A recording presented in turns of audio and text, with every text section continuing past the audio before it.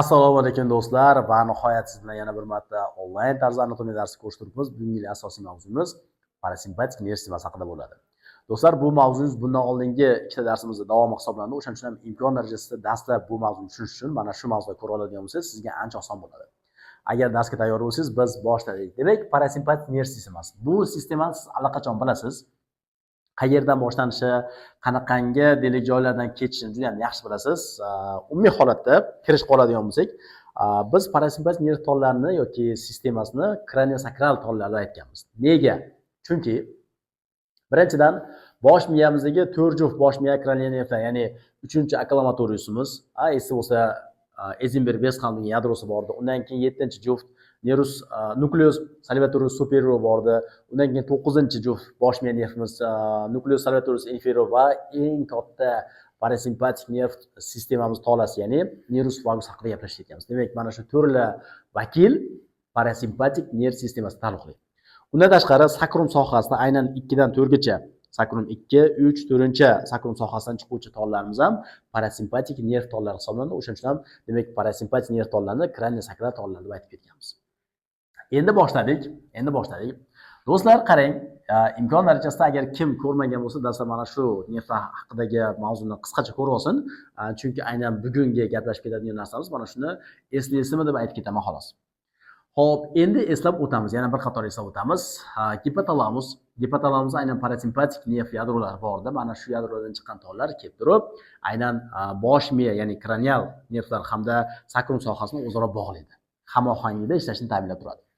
Endi bizda bu yoqda joylashgan nervlarimiz birinchi nervus acclamatorius, ya'ni ko'zni harakatlantirish nervda aynan shunaqangi yadrosi bor edi, qo'shimcha yadrosi bor edi, esda bo'lsa, nervus accessorisning ikkinchi nomi Eisenberg Westphal yadrosi bor edi. Mana shu yadrodan chiqqan tollarimiz bizda parasimpatik tollar hisoblanadi. Va yana bitta narsani eslab o'tamiz, qarang. Esda bo'lsa, parasimpatik nerv tollarimiz yadrolarini dastlabkilari, demak, kelgandan keyin ganglionlarga boramiz. Ganglionlarga boramiz. Ganglion. Undan keyin organlarga boramiz. Ya'ni ularda preganglionar tollari uzun, postganglion tollasi kalta bo'ladi. Nega? Sababi chunki uni mana bu ganglionlari asosan organlar atrofida joylashgan. Organlarning devorining ichida joylashgan bo'ladi. O'shaning uchun bu ganglionlarni ko'pincha intramural ganglionlar deb aytiladi. Intra degani ichki degani, mural degani devor degani. Ya'ni ichki a'zolar devorda joylashgani uchun ham, devorning ichida joylashgani uchun ham mana shunday nomlanadi. Tushundira oldim? O'shaning uchun ham demak markazdan to mana shu organlargacha yetib borgungacha uzoq masofani bosib o'tgani uchun ham mana bu preganglion tolasi uzun, postganglion tolasi organning ichidan shunday kirib qo'ygani uchun ham kichkina kalta bo'ladi. Kelishdik, bu narsani eslab o'tdik xolos, chunki bundan oldingi safargi mavzuda gaplashib ketyapmiz. Ketdik. Demak, Eisenberg Westphal yadrosidan tola chiqdi, sekin astadan yo'nalyapti. Ganglion ciliaris degan ganglionga boradi. Bu aynan ko'z devorining yonida joylashgan.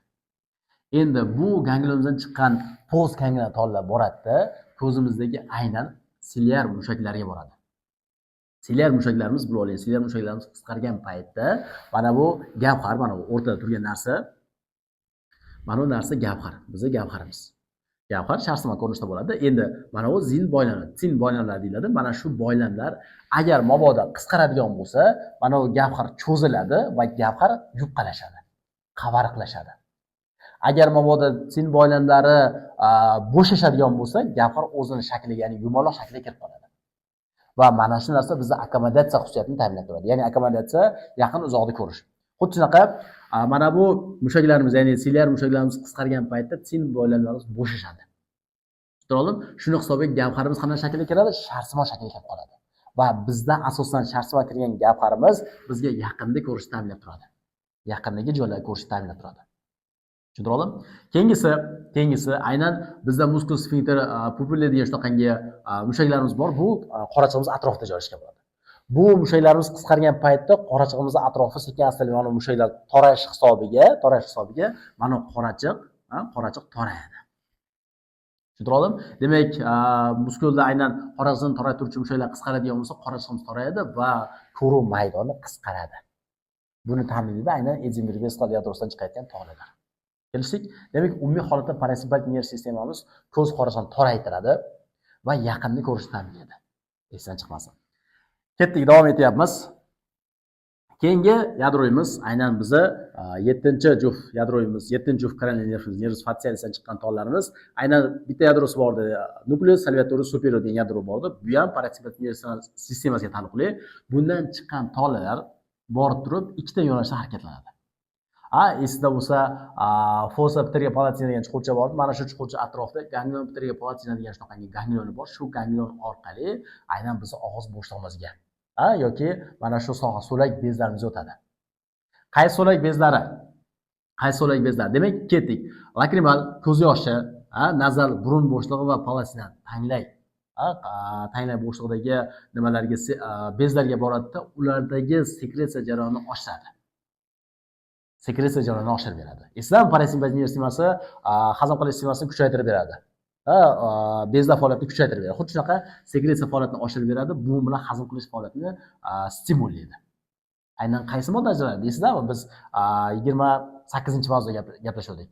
Atsetaxolin bordi, noradrenalin bordi. Aynan bular demak xolinergik sistema bo'lgani uchun ham demak atsetaxolin ajratish orqali ular stimullaydi. Mana shu orqali lakrimal, nazal va palatinal bezlar faoliyati kuchayib, ulardan sekretsiya mahsulotlari ko'proq ajraladi.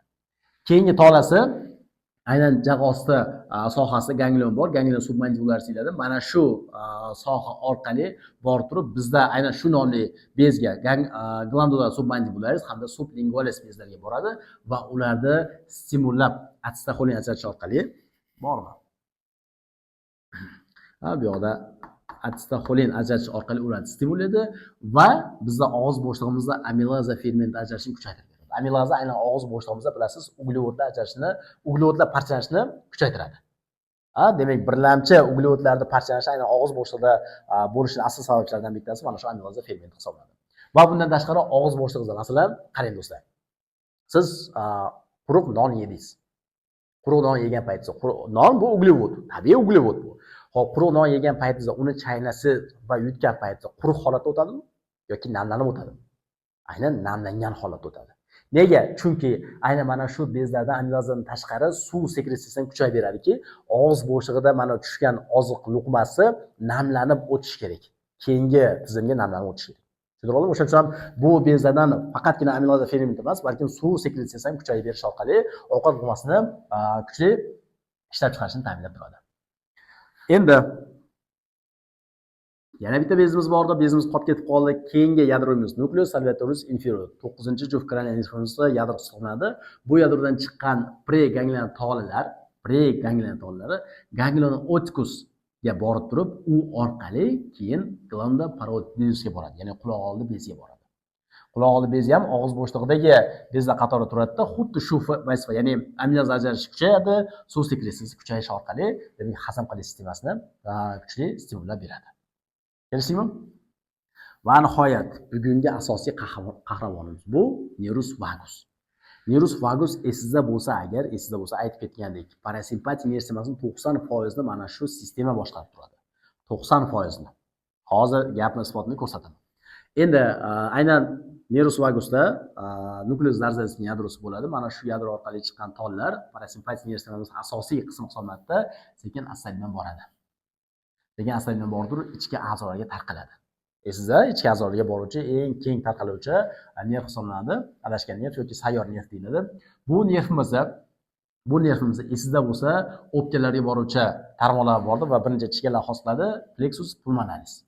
Bu chiganlarimiz asosiy funksiyasi bronxokonstruksiya, ya'ni bronxlarni toraytirish, ya'ni nafas olishni biroz pasaytirish va qon tomirlarini kengaytirish orqali sekretsiya ajratishni kuchaytirib beradi. Ya'ni havo namroq holatda bo'ladi. Tushundingizmi? Lekin bronxlar toraygan holatda bo'ladiki, bronx nafas olish sistemasini biroz pasaytirib turadi. Masalan, siz uxlayotgan paytingizda tasavvur qiling. Uxlayotgan paytda yurgan paytingizga qaraganda pastroq nafas olasiz, ya'ni sekinroq nafas olasiz. Ya'ni nafas olishning soni pastroq, kamroq bo'ladi. Masalan, yurgan paytingizda 20 marta nafas oladigan bo'lsangiz, oddiy uyg'oqlik paytida, uyqu paytida 16 ta, 15 ta tushib qoladi. Tushundingizmi? Keyingisi yurakka boruvchi plexus. Bu nerv, do'stlar, yana bir marta aytib o'taman. Kim agar esda bo'lmasa, nervus vagus haqidagi videomiz. Assalomu alaykum do'stlar. Bizda super yangilik. Ana endi sizda anatomiyaning barcha bo'limlarini bizning yagona platforma orqali o'rganish imkoniyati tug'ildi. Bu yerda yuqorida keltirilgan barcha bo'limlar bo'yicha, noto'g'ri eshitmangiz, yuqorida keltirilgan barcha bo'limlar bo'yicha video darslik, slaydda, quiz testi va albatta klinik holatlarni tayyorlab qo'yilgan. Siz undan eng muhimi xohlagan paytda, xohlagan joyda o'rganib, o'zingizni bilimingizni yana ham oshirish imkoniyati bor. Endi esingizda bo'lsa agar do'stlar, oldinlari biz bo'limlarda alohida qiymatlarni chiqarib, umumiy holatda bo'limlar bo'yicha 675 ming so'm bo'layotgan bo'lsa, endigi yagona platformamizga a'zo bo'lish yillik obuna narxi 399 ming so'm bo'ladi. Buning uchun bor yo'g'i mani profilimga yozasiz va men sizni a'zo qilib qo'yaman. Do'stlar, bizni kuzatishda davom eting. E'tiboringiz uchun rahmat kattakon. Sog' bo'ling, salomat.